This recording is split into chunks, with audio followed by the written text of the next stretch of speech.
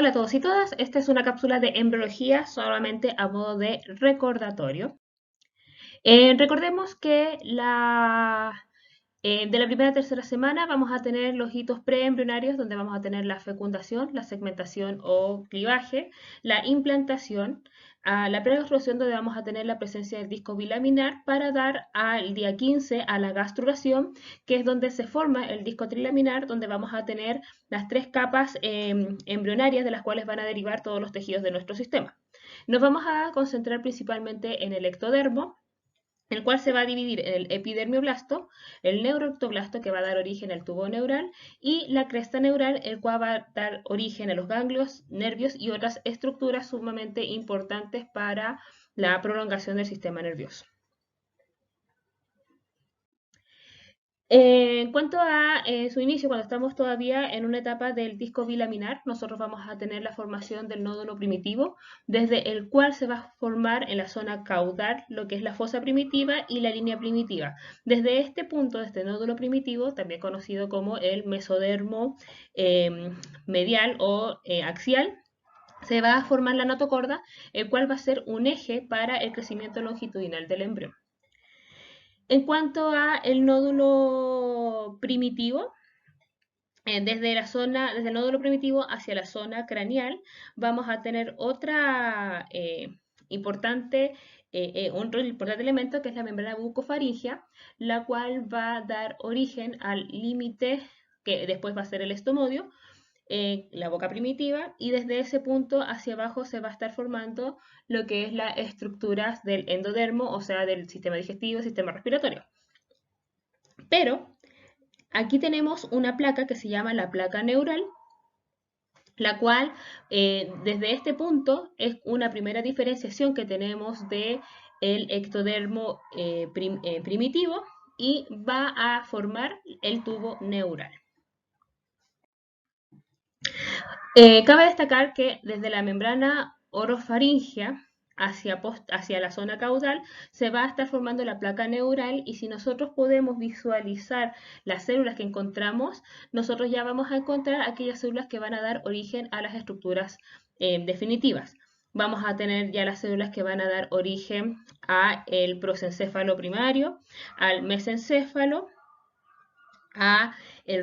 y finalmente al romboencéfalo y médula espinal. Aquí nosotros vemos cómo el tubo neural o la placa neural se empieza a invaginar, dando en la zona central origen al tubo neural, y la zona que se encuentra de color morado corresponde a las futuras células que van a dar origen a la cresta neural. Este crecimiento este cierre empieza a distribuirse hacia las zonas craneal y caudal, donde en la zona craneal vamos a tener el neuroporo craneal, y que en el caso de que este no se cierre vamos a tener alteraciones como la anencefalia, y en el caso de que el neuroporo caudal no se cierre vamos a tener patologías como las espinas bífidas, o sea que pueden ir desde la espina bífica o hasta los mielomelingoceles. Una vez que se cierra el tubo neural a nivel vamos a tener ya la estructura del tubo neural, el cual va a empezar a tener una división que los va a dividir en una porción anterior y posterior, por así decirlo, que iba a estar limitado por una estructura que se llama el surco limitante. Ahí podemos ver también en color morado lo que es la cresta neural y el ectodermo, que va a dar origen al epidermioblasto, que va a ser en futuros la epidermis.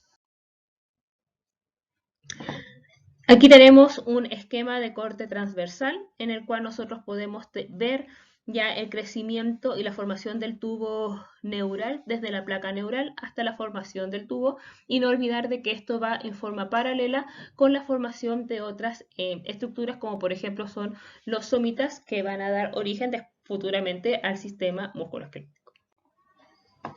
Así, también se está formando en la zona central, o sea, la zona que viene, las estructuras que se derivan del del endodermo, lo que es el intestino primitivo. Aquí nosotros podemos ver que aproximadamente a las cuartas semanas, ya a los 28 días, vamos a tener un estado que se llama estado de 3 vesículas, en el cual nosotros vamos a tener una primera englobación de este tubo neural, que va a ser el prosencéfalo.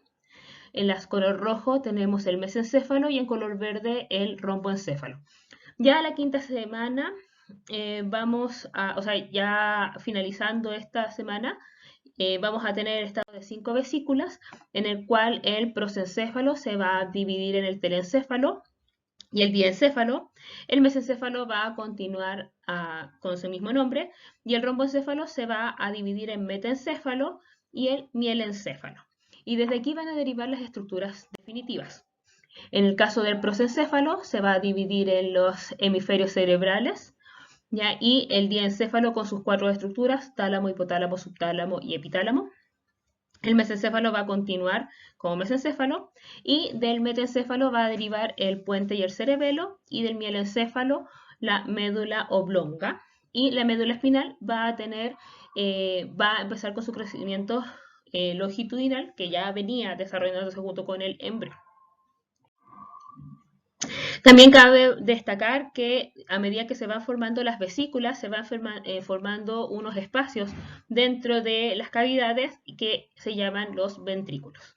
Entonces, los ventrículos laterales van a estar relacionados con la formación de los hemisferios cerebrales, tercer ventrículo con el diencéfalo, cuarto ventrículo con, el acueducto cerebral con el mesencéfalo y el cuarto ventrículo con metencéfalo y mielencéfalo, o sea, a la altura de el puente, médula oblonga y cerebelo.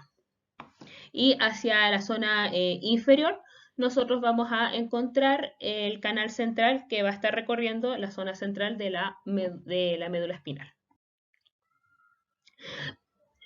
Entonces aquí tenemos un resumen de las vesículas y las estructuras finales que se van a formar. Aproximadamente en el sexto mes del desarrollo es cuando se empiezan a formar los primeros surcos dentro del hemisferio cerebral y esto va a empezar a generar de tener miles de neuronas vayamos a tener millones y al noveno mes ya para este nacimiento está la mayoría de los surcos definitivos del niño. Ahora esto va a seguir creciendo y los surcos se van a seguir profundizando. En el caso de que un niño nazca prematuro, nace con menos surcos, pero estos igual se van a desarrollar con un buen estímulo. Aquí también hay un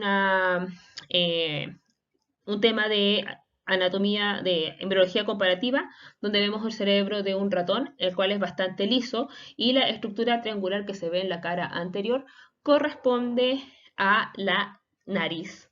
En el caso de un gato, tiene mucha mayor cantidad de neuronas que la de un ratón. Su componente nasal también es bastante amplio, pero en ambos casos no tenemos lo que es el córtex prefrontal, el cual nos da aquellas funciones de razonamiento. Entre más surcos y giros tiene un cerebro, finalmente tiene mayor capacidad cognitiva, ya que tiene millones de neuronas más y por lo tanto millones de conexiones también más. Dentro de lo que es la diferenciación celular, una vez que se forma el tubo neural, este se va a dividir en tres grandes componentes. Uno es la zona ependimal, la zona del manto y la zona marginal, la cual va a dar origen, la zona marginal, a la futura sustancia blanca, la zona del manto a la sustancia gris y la zona ependimal va a ser aquella barrera con los ventrículos y el líquido cefalorraquídeo. Aquí tenemos a nivel de la espina, de la médula espinal, como tenemos las tres capas. La capa ependimal que va a dar origen a el canal ependimario. La capa del manto que se va a dividir después en lo que es el ala dorsal y el ala ventral. Y tenemos en la zona externa la capa marginal que va a dar origen a la sustancia blanca. Y esto va a estar limitado en anterior y posterior por el surco limitante.